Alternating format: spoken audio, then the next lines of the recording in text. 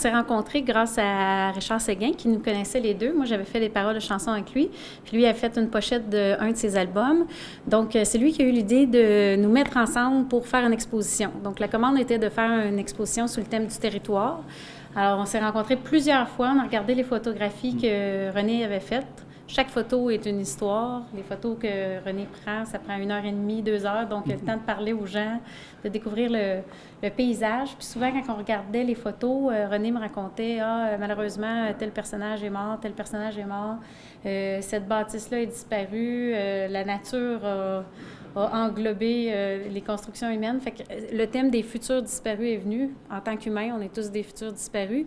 Et on a tous eu des futurs rêvés qui sont devenus des présents et des passés. Donc, c'est un peu le thème les futurs disparus. Je travaille avec des caméras grand format, une caméra 8x10 principalement, puis à l'occasion une caméra 11x14. Puis présentement, anciennement, bien, plus au cours des années 90 puis début 2000, je travaillais avec du film, mais là, je travaille avec des plaques de métal comme en 1850. Je prends mon temps, j'aime me laisser absorber par l'environnement puis les gens que je rencontre. Puis souvent, j'aime les photographier dans leur environnement immédiat. Donc, en gros, c'est ça. J'ai commencé à faire des photos comme ça dans les années 90, sérieusement.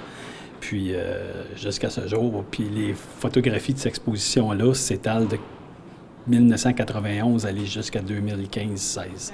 Une façon de faire de la photo qui est très loin des photos en série qu'aujourd'hui on prend comme au numérique une après l'autre ou des égaux portraits parce que ça prend tellement de temps. Puis ça prend tellement de temps, c'est sûr que ça crée des rencontres, ça crée des moments de méditation quasiment.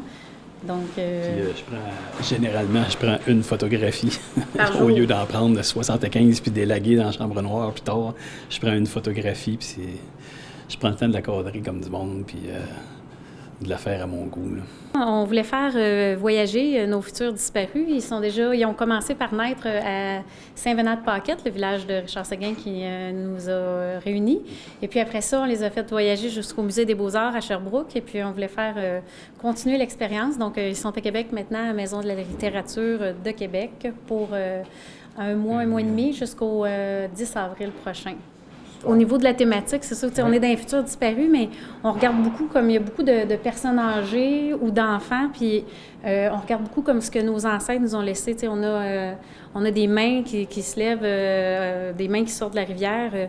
Ça signifie un peu comme, moi, quand j'ai vu cette image-là qui est très forte, je voyais comme nos ancêtres qui disaient hey, « on a été là avant vous, oubliez-nous pas, on était là, puis on va être eux éventuellement. » Donc, il y a toute cette démarche-là de souvenirs puis de mémoire de ceux qui sont passés avant nous sur le territoire.